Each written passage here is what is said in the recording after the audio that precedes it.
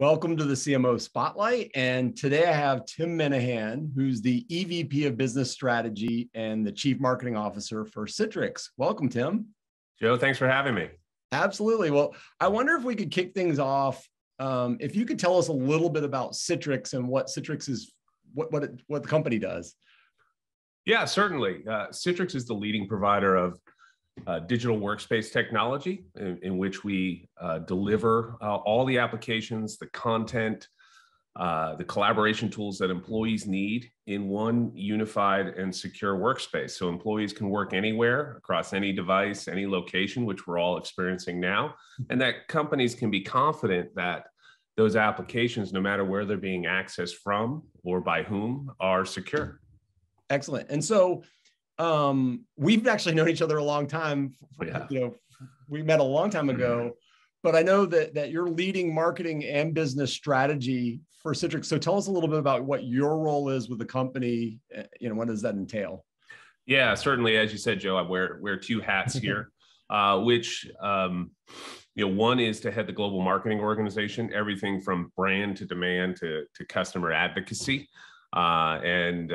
That's been an exciting journey as we continue to take a technology company that's literally 3 decades old or young and really define a position for the future. On the strategy side, complementing that, I lead our core research team as well as guide the company through both strategic planning and strategy development. As well as providing the framework and guides. So when individual product teams or go-to-market teams need to drive new strategies, new routes to market, we provide a consistent process and framework to do that. Very cool. So just describe a little bit your career journey, because when you and I met, you were at Aberdeen Group and you were covering tech companies, I think particularly marketplaces. If I remember correctly, you were focused kind of on all of the marketplaces that had emerged. And I know your career progressed from there. So tell us a little bit about your background. I know you're originally from New England. I think you were a Boston College grad, undergrad or something. Yeah, Boston-based, graduated from Boston College, where I met my wife, where my daughter now attends and is graduating this year. Thank you. From there, I jumped into the world of B2B publishing. There was a organization there called Reed Elsevier at the time. Worked across a host of different publications, largely on the technology side of the business. Was tapped on the shoulder to start a research practice around emerging at that point in time e-commerce, digital marketplaces, supply chain at the Aberdeen Group, an industry analyst firm, which is where we first met when you were here in Atlanta at Knowledge Storm. And then after a number of years there, I ran all of research and services for the organization. And at the time, believe it or not, I'm aging myself, there was this emerging concept of software as a service. Right. Yeah, exactly. And a lot of times, at the time, believe it or not, people thought, hey, this is just the next generation of hosting. It's really just going to be a fad. Well, there's some very interesting companies that were emerging. And one of them actually based in Atlanta, had approached me and said, hey, we'd really, like you to come on, help us define our strategy, help us really build and bootstrap a marketing organization from the ground up. And that was a company called Procuri. Back in the day, they did reverse auctions and sourcing technology. So I joined them, worked very closely with the CTO and CEO to expand the portfolio. And drive a really product-led growth strategy there. We tripled in size in about 2.5 years. We're then acquired by Ariba, where I stepped into the CMO role there. As Ariba, one of the reasons they acquired us is they wanted to transition from being already an established enterprise application provider to become a leading SaaS provider. Yeah, cloud-based, right? Right. So we brought a lot of the methodologies, a lot of the go-to-market, a lot of the PLG strategies there, Transitioned through that. About halfway through, the CEO tapped me on the shoulder and said, "Hey, it's great. We're making good progress here, but we've got to really define, where's our expansion opportunity? What are we going to be when we grow up?" And so that's when I, began leading this strategy work. And I worked with the CTO there, and we pursued different vectors that we could pursue, going deeper in supply chain, owning the employee desktop, or taking this nascent platform business called the Ariba Network, which was about 10% of our revenues at the time, and really growing it. What the Ariba Network did was you took large buying organizations that were using our software, you connected them up to their supply chain, all of their thousands of suppliers, and facilitated, financial transactions, orders, payments, invoices, and inter-enterprise collaboration. Well, by the time we exited there, we more than doubled in size during my tenure at Ariba, while making the transition to be a full SaaS company. And this network, which I took over, this network business actually went from 10% of our revenues to half of our revenues. So by the time SAP acquired us, when I joined SAP, I was asked to step into another interesting opportunity, which was to take over as Chief Marketing Officer of their then emerging SAP Cloud business unit, which at the time was the kind of the island of misfit acquisitions. You had Ariba, SuccessFactors, later Concur, Fieldglass, and SAP's own SaaS ERP called Business by Design. And again, it was not just about helping the company transition to more of a SaaS model, but helping SAP learn how to reach new buyers, generally the line of business buyers in HR and procurement and finance, et cetera. And then from there, that's how I wound up here at Citrix. Well, it's funny you mentioned the emergence of SaaS back then. I remember when Salesforce first launched, Salesforce.com first launched, people were terrified because how could it be secure that my data is sitting on a server somewhere, not in my office? It used to be client server. And I remember they had the buttons that said no software, and that was sort of their beginnings.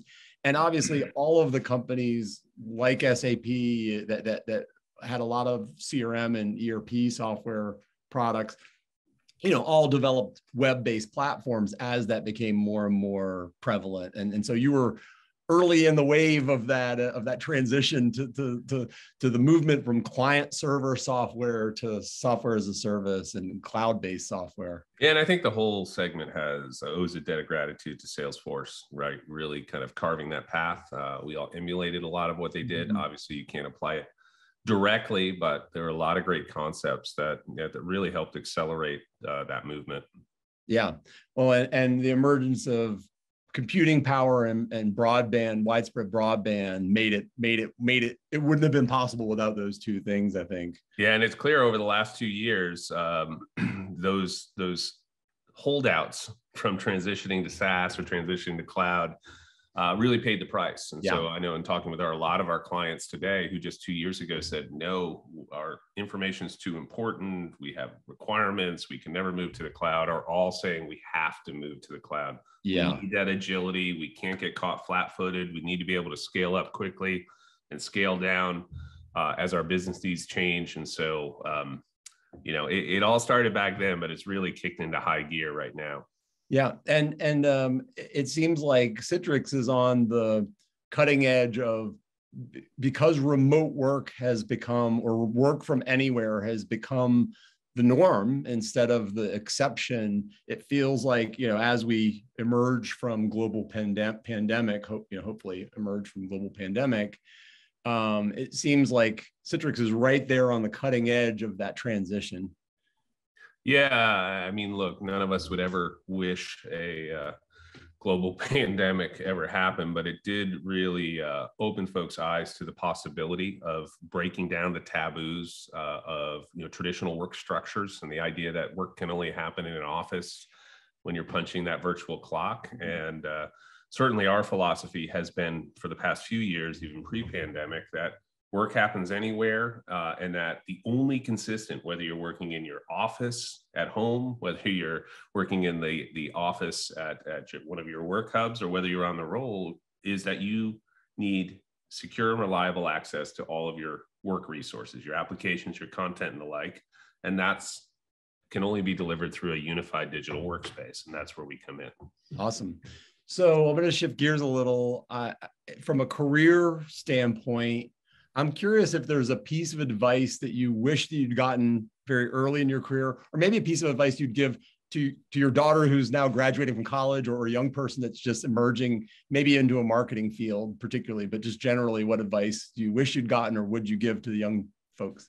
Yeah, I mean, I would piggyback on the last conversation we were just having, right? And that really is, work can happen anywhere. You think, back in the day, how many opportunities, I passed up, you passed up because you weren't going to move halfway across the country, or as a leader, how many employees who have incredibly skilled talent that you needed to move your business forward that you didn't hire because they weren't within commuting distance to to one of your work hubs. And so, again, if there's one iota of a silver lining to this crisis we've all been living through, it's certainly rapidly accelerated digital transformation, as we talked about, but it's also caused businesses and employees to kind of rethink outdated work models so that employees can, if they wanted to.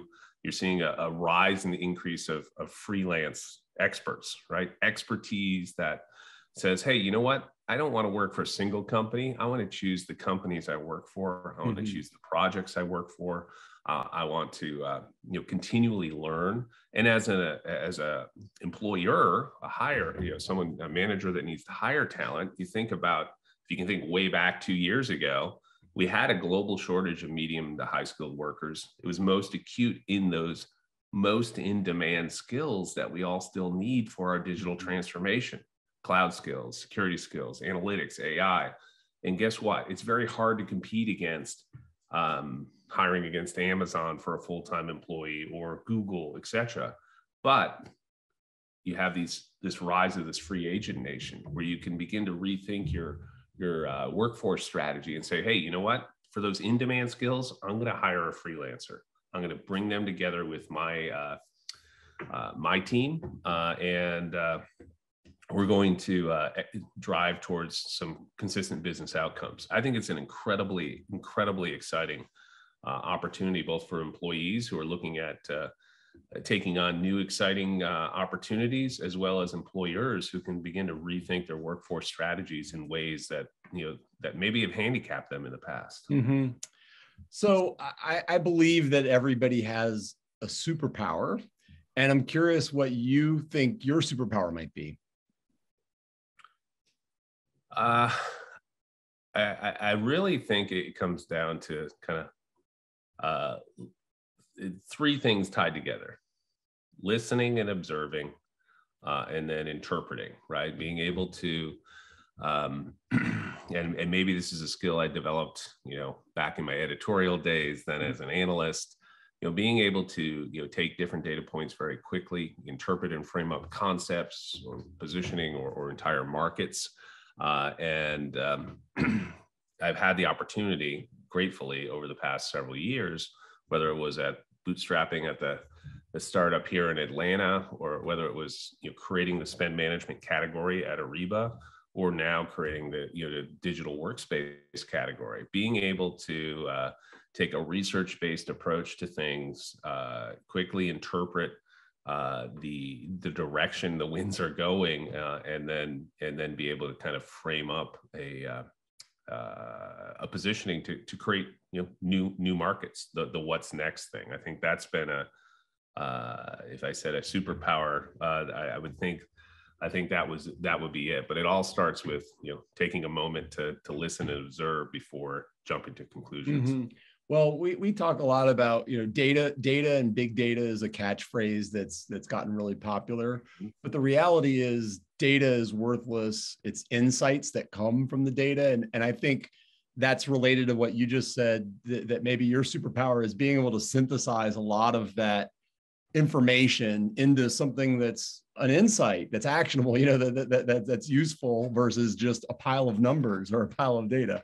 Yeah, I think it's the Malcolm Gladwell really summed it up well in Tipping Point, right? His estimation that you have to do something for 10,000 hours before you become an expert, and when you do that, you can more rapidly synthesize data based on experience. Which I use the word experience as a euphemism for I've made a hell of a lot of mistakes. So I can understand the false positives to some degree. No one's infallible. But I think that is an edge. Yeah. So I'm curious, outside of like maybe your family or whatever, where do you find inspiration, either for you or for your team? Yeah, certainly. I'm an obsessive reader. In the past few years, I've become really engrossed in kind of historical revisions and biographies. From Boston originally, as you said, I'm a big fan of Nathaniel Philbrick. Most people don't know who he is, but they probably recall In the Heart of the Sea, right? He's a Nantucket-based author, but really a historian that brings things to life. And it's really interesting to understand how folks from George Washington to Benedict Arnold to others, back in the Pilgrim's Day, really. How they've made decisions, right? What were the external pressures on them, and really applying it to real current day. So his history, I think, is where I find inspiration. Again, taking those lessons learned, but certainly to your other point, I'm going to break the rule. I do find inspiration from my daughters and from the new generation. They're thinking incredibly differently, and going back to even just work right now. You think of the last 3 years, we have the first generation of workers that is entering the workforce and without going into an office, right? They have different onboarding experience. They use different tools, collaboration tools. They have different ways of engaging that don't require them to have a physical office all the time. And I think that's where we need to kind of really take inspiration on what, when I talk a lot about the future of work. I investigate a lot about the future of work, and that generation is really helping to accelerate a lot of the things that many of us have been talking about for years. That in the light of the pandemic, where people had to kind of break through those taboos that work can only happen in an office. And now, as they're emerging, using a lot of the same concepts, a lot of the same technologies, and certainly powered by this new generation of never stepped foot in an office employees, looking at a new way to work that's more engaging, that can drive more innovation, that can allow you to have a workforce that's incredibly distributed around the globe, so you can tap into those skill sets, you can build diversity more easily in your workforce. I think it's a really exciting time. And so I do look to the emerging generation for inspiration about where we're going. I have to tell you a funny, quick story. 13 years ago, my little sister-in-law graduated from college, and I helped her get an interview with this great, digital agency. And they offered her a job, a junior position that was paid really well. And she declined the job. And the reason she declined the job is she said, working in a cube would make me sad, was the reason. And I wanted to wring her little neck then, because I thought, this is such a great opportunity for you. And maybe she was onto something 13 years ago. Yeah. She ended up having a very successful career as an interior designer, both commercial and residential interior designer. And, to this day doesn't work at a cube. And so to your point, I think there's something, she was maybe onto something pretty early that. Exactly. She was ahead of her time. Yeah. Okay. So I want to shift gears again a little bit. So set up, one of the main things that we do is connect brands and marketing agencies together. And so we don't live squarely on the brand side or client side. We don't sit squarely on the agency side either. I'm curious just how you generally work with marketing agencies today. I know you work with some agencies. And then I'm also just curious are there certain disciplines of marketing that you feel need to always be kept in-house because they're super crucial for you to own it? And are there certain other variables or disciplines that you feel could be better served from an outside perspective? That's two different questions. But first, just how do you work with agencies in general? Yeah, we work with a host of different agencies. We have indeed done some consolidation over the years. Being a global company, we had a little bit of agency sprawl, and that led to not just inefficiency but some inconsistencies. But we still do depend on agencies, right? I think there's a lot of great skills and expertise out there that, again, maybe we couldn't hire internally, but the agency can provide. Predominantly, it's also to get access to best practices that are going on in the industry, right. To better understand from an outside in. Sometimes we drink our own Kool-Aid, especially as marketers, on wearing our company logo on our sleeve, literally, in this case. So it's really helpful to get the pulse of the market. So we use it for kind of brand tracking and assessment. We use it for understanding marketing best practices and marketing transformation. And certainly we augment some of the internal skills that we have. So, so over the past few years, we've like many companies, have built out a content strategy, hub, in which we augment, a lot of the understanding of, what are our buyer personas? Where do they hang out? What are the channels? What are the right formats of content that for different stages of the buyer journey? All of that good stuff. But on the execution standpoint, that team many times will rely on outside agencies, to help build the final assets, to help make sure that we are on the cutting edge as we're looking at creating engaging content, not just content. Yeah, we often talk about brands or clients often hire agency support either because of capacity issues. We don't have enough arms and legs to do all of the marketing initiatives that we would like to, or capability. We're good at these 10 things, but we're not so good at the other two that we really could use external help or support. I'm curious if there's a company or industry that is outside of your own that really inspires you and that helps you kind of think through that you feel that your industry could learn things from.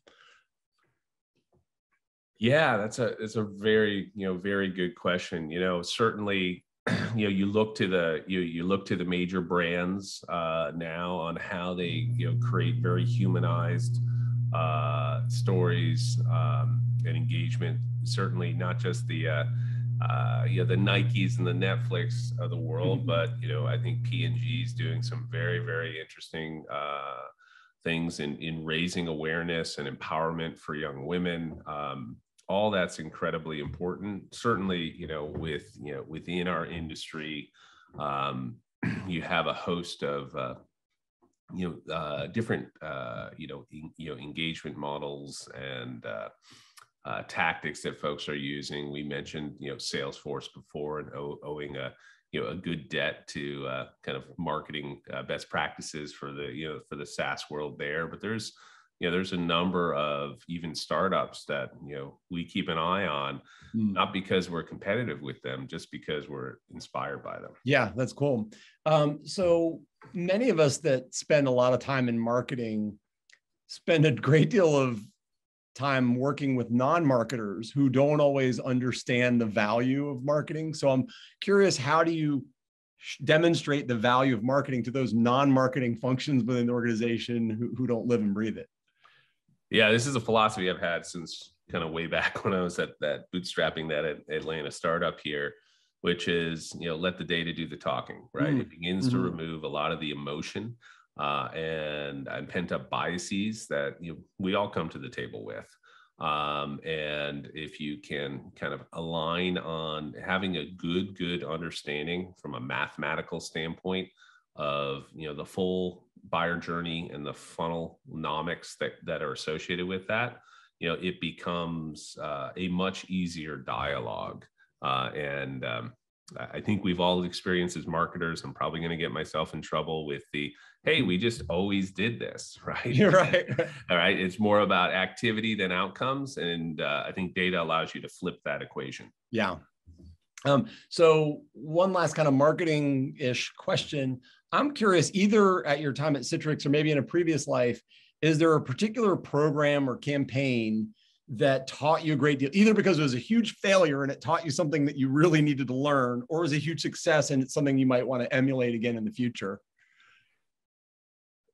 Yeah, I think one of the things, which is just a general philosophy that I've carried forward probably from my previous marketing days, is creating valuable assets that help people kind of frame up the market or business problem they are doing. One of the things we did early on was when I was at Procuri, which was that Atlanta startup, emerging space around supply management and how you could turn your supply chain into a strategic advantage, which I think today we're all seeing. Yeah, we're feeling the pain right? about For those who have access to semiconductors, you are at an advantage over your competitors right now. But it was an early concept. People didn't really understand, how do I use this technology in this space, and how do I evaluate things? And so we partnered with a few consulting organizations that were experts in the area and created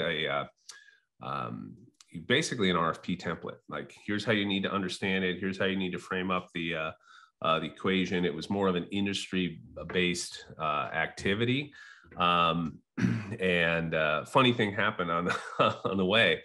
We found in some cases we were getting the complete RFP delivered back to us when people were looking to buy.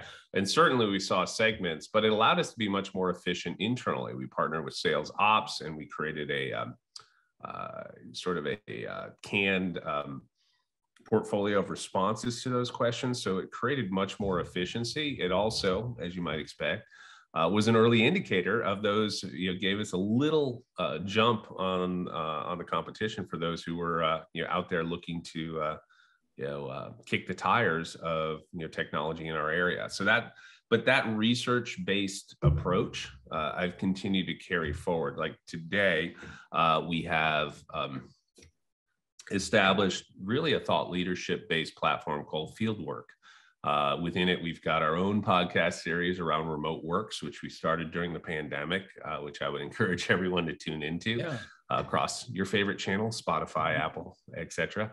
But it has really allowed us to reach new audiences that might not be direct buyers of our technology, but are certainly influencers, like the chief human resources officer, this emerging employee experience officer. And it's not about talking about our technology. It is about helping them think through some of the pressing changes in work models today. I love it. All right, we're going to have a couple of rapid fire questions just for fun. One is there a movie or a band or a sports team or a book or something that really inspires you? Wow. I guess all of the above. You can pick a couple if you can't narrow down to one. So is there, this is an odd thing. Well, I married a lady from Boston, Red Sox fan. I grew up in Connecticut, so I'm a Yankee fan. So I've had the opportunity in the new capacity. I know. So it's tense in our house in the fall timeframe.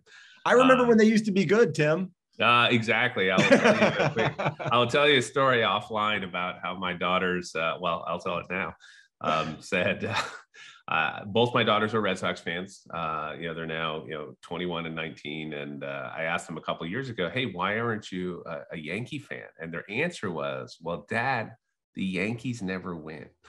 So despite all of that, I find, that's just been an inspiring team that I've, it's that team I continue to follow no matter where.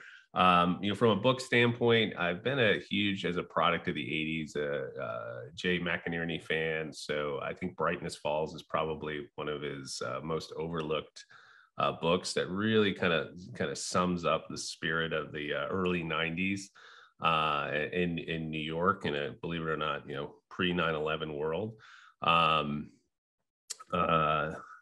So, I certainly take inspiration from those areas. Awesome.